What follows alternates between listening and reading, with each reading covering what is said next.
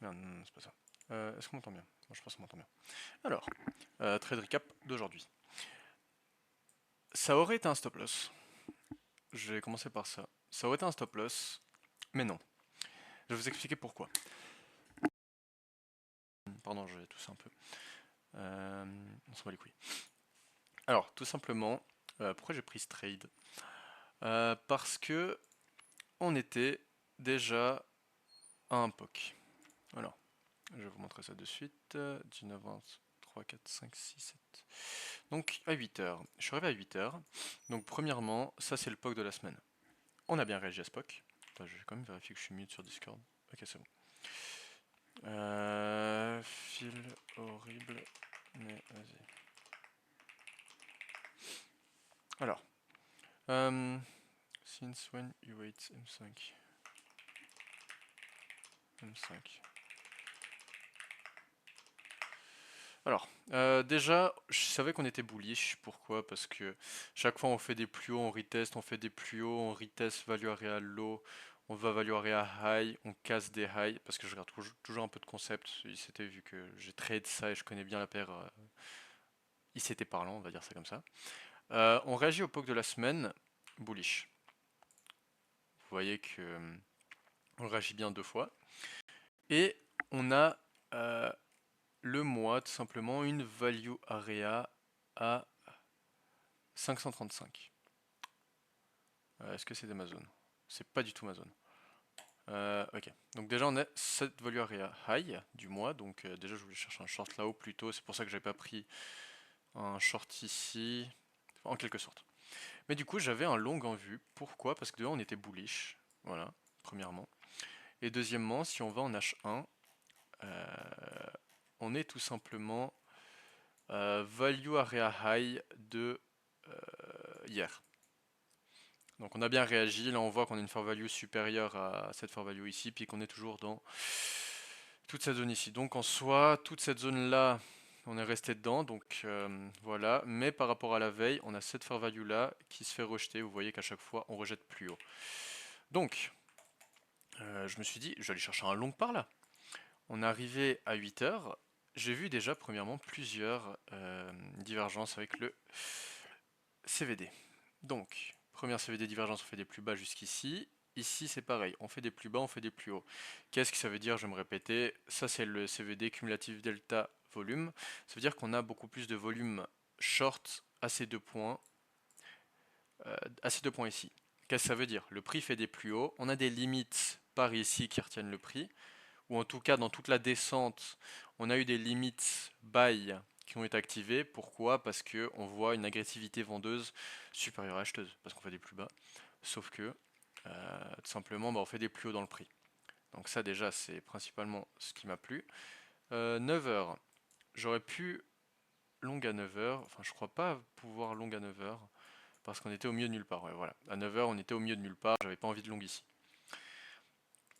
Donc, ce que j'ai fait, c'est que j'ai attendu qu'on break plus haut. Voilà, on a break plus haut. Et là, je me suis dit, ok, euh, tout simplement, ce que je vais attendre, c'est un retest de cette zone qui est la value area high de la veille. Et en plus, j'étais avec Lexi en vocal à ce moment-là, il m'a dit, ouais, bah bon retest. En plus, c'est parfait dans le golden. Si je prends ce low ici et ce low là, ce high ici, bah c'est parfait dans le golden en fait. Vous voyez? Ah merde, il est un peu plus haut. Voilà. Il est juste parfait, l'entrée est parfaite, quasiment. Pourquoi je prends ce lot? Tout simplement parce que c'est le lot, c'est le dernier lot, le protected, high protected, je sais plus comment ça s'appelle. En gros, pourquoi j'ai pas pris cela? Parce que tout simplement, c'est celui-là le bottom. Parce que là, vous voyez qu'on a low, high, low. On fait pas de higher high, et là on fait un higher high. Donc je prends quand même toujours ce low pour le fib, mais peu importe lequel vous prenez, c'est égal. Parce que même si on prend celui-là, on arrive dans la value, enfin, quand même dans des zones d'intérêt. Donc, là, blablabla, j'ai attendu le prix ici. Pourquoi est-ce que j'ai pas long à 10h25? Premièrement, parce que je le sentais pas. 10h25. Ici. Voilà. Parce que je le sentais pas, puis on n'avait pas de bon swap delta, comme vous le voyez. Là, on avait un bon swap delta, mais pourquoi à 10h39 j'ai pas long? Donc 5, 6, 7, 8, 9. Pourquoi est-ce que j'ai pas long ici? Tout simplement parce que c'était au milieu de nulle part. Genre on avait rien du tout ici. Et j'ai pas envie de long au milieu de nulle part. On avait ce truc de con, mais c'est ridicule. Donc je me suis dit, je vais pas long ici. On attend. Heureusement que j'avais pas long parce que ça m'aurait excité. Qu'est-ce qu'on a fait ensuite? On est venu casser bien plus haut. Voilà. Et à partir de là, je me suis dit, ok, là c'est intéressant. Merde. Ok. Pourquoi est-ce que c'est intéressant? Parce que on a ça comme market structure. Equals low, plus haut. Donc là, j'attends juste le retest pour aller chercher plus haut. Ce qui est logique. Ensuite, là, il est un peu gouné le prix. Bam, bam, bam, bam. Et je me suis dit, bah, j'attends un retest niveau de la première déviation. Voilà, première déviation à 11h30. 11h30. Voilà, ici. Donc là, j'attendais juste un bon swap delta. Et je l'ai eu ici. Je l'ai eu ici. À 11h33. Et c'est exactement là où j'ai long. À cet endroit-là. Ici. Voilà. J'aurais dû limite parce que ça m'a file un ou deux ticks plus haut. J'aurais dû limite là, tout simplement.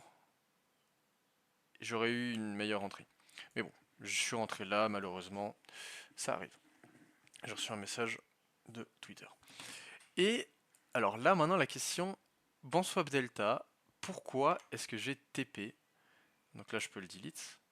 Pourquoi est-ce que j'ai TP au lieu de stop loss? Parce que j'avais mon stop loss là de base, au lot. Genre, j'avais mon stop loss au lot. Donc là, le prix est monté. Je suis descendu pour aller me prendre un café. Et qu'est-ce que je me suis dit? Je me suis dit, attends, mais cette paire adore faire des equals low. Du coup, ce que j'ai fait, c'est que j'ai juste déplacé mon stop loss un tick plus bas. Un tick plus bas. Et c'est ça qui m'a sauvé la vie.